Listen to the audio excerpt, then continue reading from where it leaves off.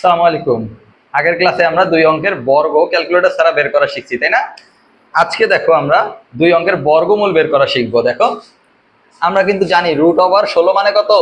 4, right? 4² যেহেতু 16 হয়, কিন্তু √17 দশমিকে আসবে। কিভাবে বের করবো জানি না কিন্তু আমরা, তাই না? তো চলো এটাই আজকে আমরা বের করা শিখবো।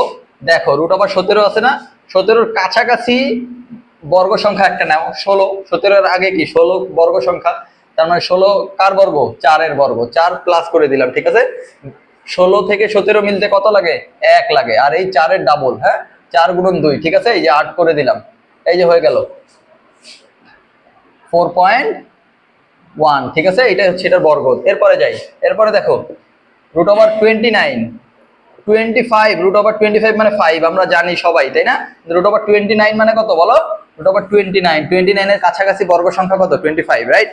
তো 25 মানে √25 মানে কত? 5, 5 প্লাস 25 থেকে 29 মিলতে কত লাগে? 4 লাগে, তাই না? 4 কম, তারপরে 5-এর ডাবল করে দিব, এই যে 5-এর ডাবল করে দিব, তার মানে 10, ঠিক আছে?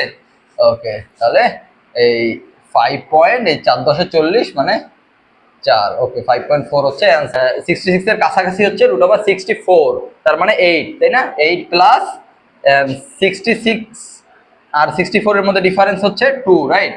2। আচ্ছা, আর 8 এর ডাবল 2 × 8 কত? 16, তাই না? এই যে 16 এদিকে হচ্ছে, তাহলে 8 পয়েন্ট, এটা করলে কত হয় দেখো, এটাকে 20 মনে করি, পয়েন্ট দিয়ে শূন্য নিলে 20 মনে করা যায়, 16 দিয়ে 20 কে কাটলে 1, এই যে 8.1, ঠিক আছে? খুব দ্রুত বের হয়ে গেল। দেখো এরপরে দেখো √52, √49 মানে 7, আমরা জানি, তাই না? √52 কত জানি না, রাইট? 52 এর কাছাকাছি বর্গ সংখ্যা কত বলো? 49, তাই না? সেটা রুট করলে কত আসে? 7 আসে। 7, 49 থেকে 52 ডিফারেন্স কত? 3, তাই না? 3 লিখলাম, 7 এর ডাবল করে দিলাম, ঠিক আছে? 7 এর ডাবল কত? 14, তাই না?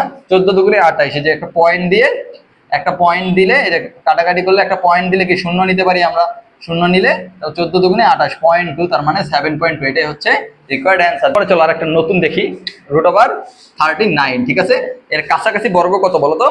√36, তাই না? 36 এর বর্গমূল কত? 6, রাইট? 6, 36 থেকে 39 মিলতে কত লাগে? 3 লাগে। ওকে, 3 আর 6 দুগুণে 12, ওকে?